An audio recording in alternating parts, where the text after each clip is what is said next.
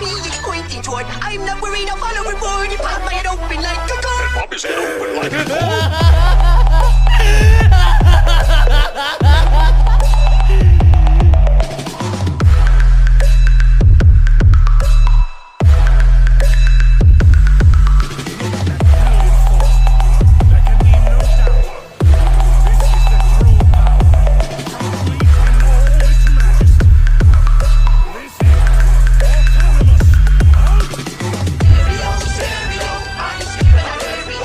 इस एपिसोड की स्टार्टिंग में हम उस हाफ सेन का घर देखते हैं जिस हाफ सेन के घर पर इस मोड पर गोकू, बारडॉक और फीमेल सेन ये तीनों हैं।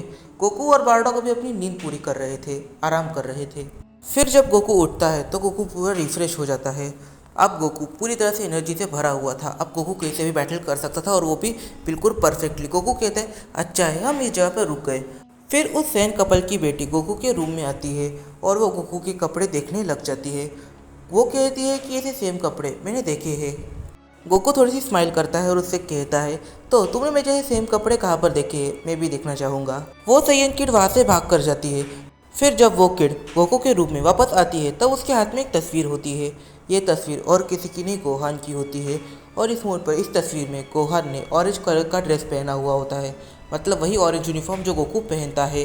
गोकू इस इमेज को देखकर पूरा दंग रह जाता है क्योंकि इस इमेज में वो गोहान है और गोहान ने गोकू का ही यूनिफॉर्म पहना हुआ है।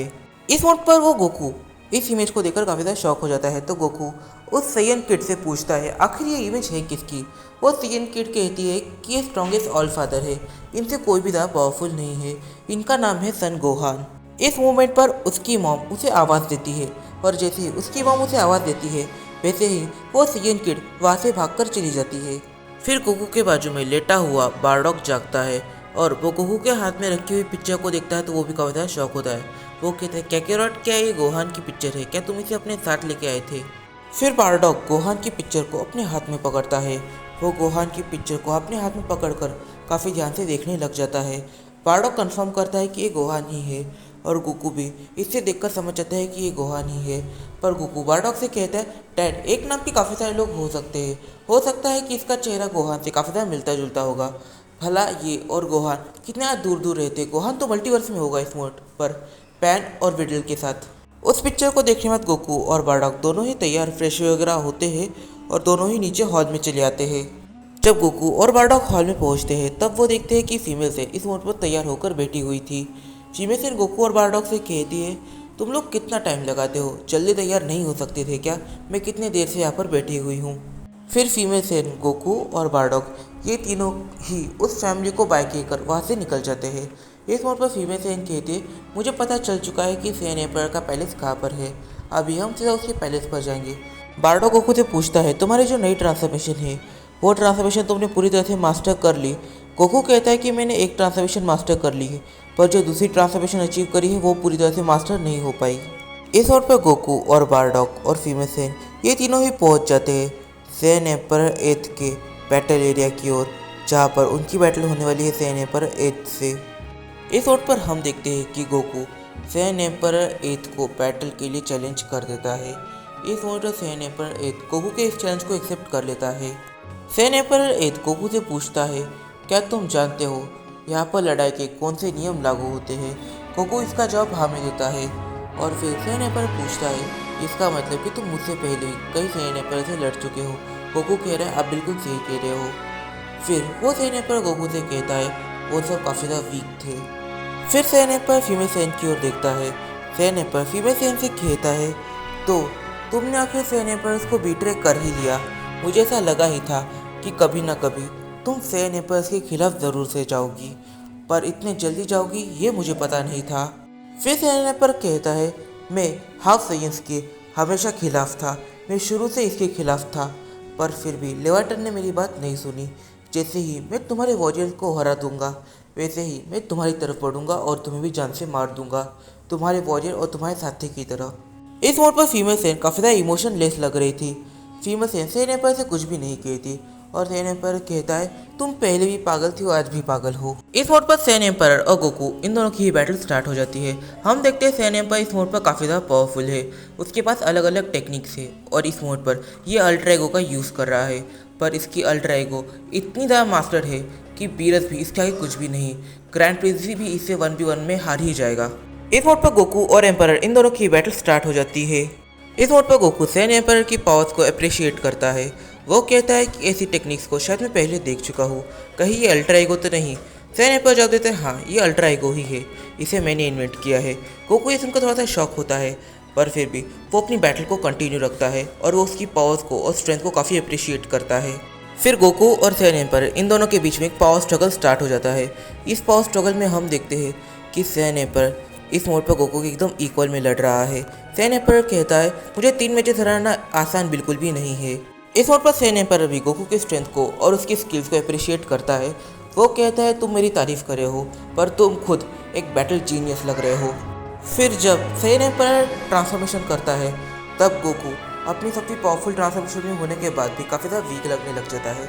इस मोड पर गोकू ने एक ट्रांसफॉर्मेशन अचीव करी है पर उसने वो ट्रांसफॉर्मेशन मास्टर नहीं करी, उसे वो बाहर लानी पड़ेगी। बट गोकू उस ट्रांसफॉर्मेशन को चाह कर भी बाहर नहीं ला पा रहा था। इन दोनों की बैटल काफ़ी ज़्यादा लेजेंडरी तरीके से आगे बढ़ रही थी। गोकू उसके अटैक्स को रिफ्लेक्ट करने में काफ़ी ज़्यादा परफेक्ट हो रहा था धीरे धीरे। फिर सैन एम्परर गोकू को स्पेस वैक्यूम में फेंक देता है। सैन एम्परर गोकू से कहता है अपनी पूरी पावर दिखाओ वॉरियर। स्पेस वैक्यूम में जाते ही गोकू अपने आप को संभालने में कामयाब हो जाता है। गोकू अपने दोनों हाथों को जोड़ लेता है और कहीं पे तो अपनी एनर्जी को कॉन्सेंट्रेट करने लग जाता है। ये उसके हाथ होते हैं। फिर गोकू अपना पंच बना लेता है और उसके अंदर पावर डालकर सीधा सैन एम्परर को मारता है। सैन एम्परर को यह पंच काफ़ी ज़ोर से लगता है और सैन एम्परर इस पंच को डॉच नहीं कर पाता। सैन एम्परर नीचे जाके गिरता है। इस मोड पर सैन एम्परर इस राउंड को हार चुका है। राउंड 1 गोकू ने जीत लिया है और वो भी काफ़ी मुश्किल से। पर सैन एम्परर जब उठता है तब वो दर्द में नहीं होता, इवन तो वो स्माइल करता है और वो किसी साइको की तरह लग रहा होता है। सैन एम्परर गोकू से कहता है काफ़ी टाइम बाद मुझे ऐसा एंजॉयमेंट देखने को मिला है, तुम मेरे लिए बस इंटरटेनमेंट हो और कुछ भी नहीं।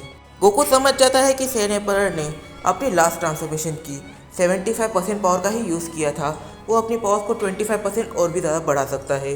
इस मोड पर ये गोकू के लिए काफ़ी बड़ी प्रॉब्लम है, तो गोकू को कम से कम अपनी जो विदा मास्टर करी ट्रांसफॉर्मेशन है उसे बाहर लाना पड़ेगा। फिर गोकू 2 घंटे अपनी पूरी एनर्जी को फुल कर लेता है और अपनी थोड़ी फार अपनी बॉडी की मूवमेंट कर लेता है ताकि बैटल के टाइम उसे कोई प्रॉब्लम ना आए।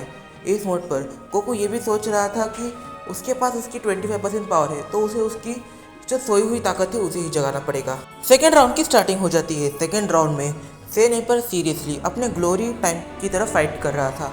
इस मोड पर सैन एम्परर को हराना नेक्स्ट टू इम्पॉसिबल लग रहा था क्योंकि सैन एम्परर अपनी 100% पावर पर लड़ रहा था। इस मोड पर गोकू सैन एम्परर से 25% कमज़ोर है, उसे एक नई ट्रांसफॉर्मेशन चाहिए होगी बैटल को करने के लिए। राउंड सेकंड के अंदर हम क्लियरली देख पाते हैं कि गोकू का कोई भी चांस नहीं दिख रहा था। इस मोड पर सैन एम्परर ही डोमिनेट कर रहा था।